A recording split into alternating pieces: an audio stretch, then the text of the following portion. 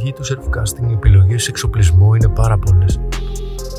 Εγώ σε αυτό το βίντεο θα σας δείξω ένα οικονομικό setup με επώνυμα εργαλεία και όχι no-name κινέζικα. Θα σας δείξω πώς σετάρω από την αρχή ένα καλάμι για την τεχνική του surfcasting με αρματοσιά τραβέντο, τι πετονιά βάζω, τι παράμαλο, πώς θα πρέπει να μπουν και ποια είναι τα νούμερα που δουλεύω. Όσα δείτε παρακάτω δεν αποτελούν τον κανόνα και είναι ο δικός μου τρόπος να σετάρω ένα καλάμι και κατά τη γνώμη μου ο σωστός. Καλή θέαση! Το καλάμι μας είναι της Oceanic Team με μήκος 390, οδηγούς Fuji και casting weight 80 με 150 γραμμάρια. Ένα ελαφρύ και πανέμορφο καλάμι που μένει να δούμε και τις αντοχές του και πώς θα τα πάει στις βολές.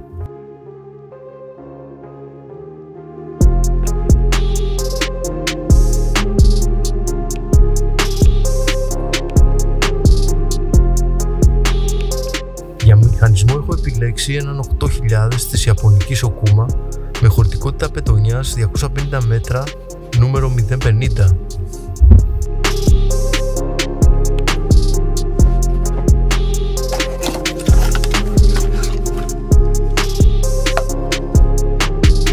Ξεκινάμε δίνοντας μια οικονομική πετονιά στην μπομπίνα νούμερο 50, περίπου 120 με 130 μέτρα.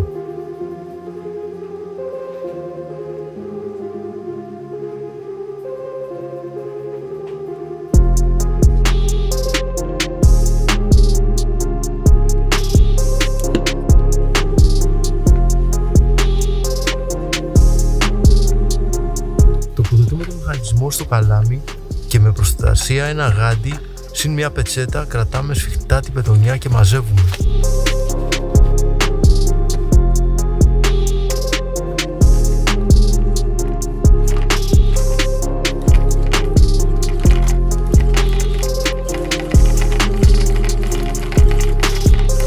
Αφού τρίξουμε την πετονιά για το γέμισμα, δένουμε με όποιον κόμπο εμπιστευόμαστε τη μάνα, η οποία θα είναι 040-150 μέτρα και ο κόμπος που κάνω είναι ο Double Unit Knot.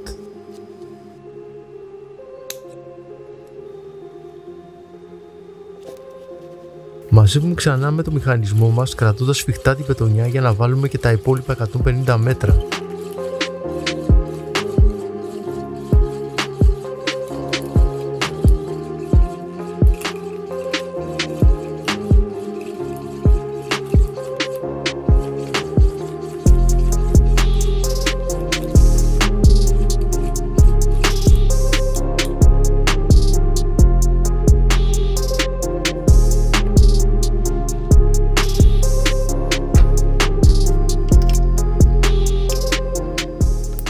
Περνάμε τη μάνα από τους οδηγούς του καλαμιού και θα χρειαστούμε τα εξής υλικά για να φτιάξουμε την αρματοσιά μας, η οποία είναι τραβέτο.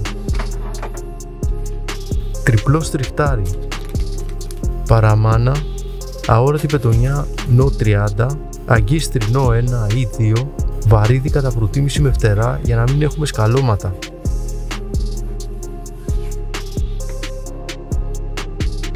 Δένουμε το στριχτάρι με τη μάνα σε μία από τις ακρεανές πλευρές του.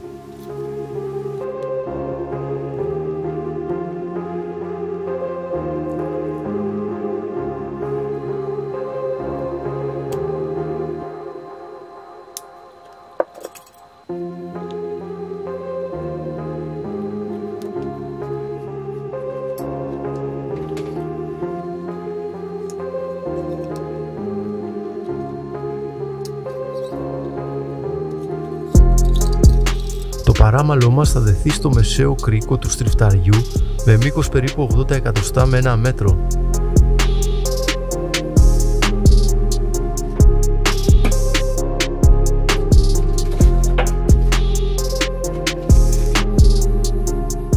Δένουμε και το αγκίστρι μας στο παράμαλο με όποιον κόμπο εμπιστευόμαστε. Εγώ κάνω τον πολύ καλό κόμπο Palmar.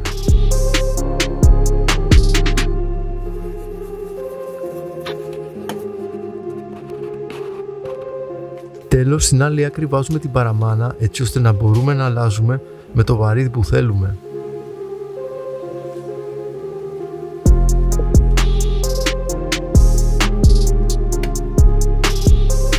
Η αρμαδοσιά μας είναι έτοιμη.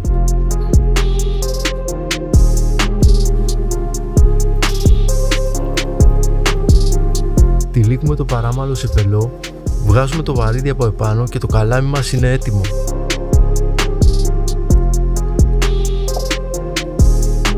Ελπίζω να σας άρεσε και τα λέμε στο επόμενο.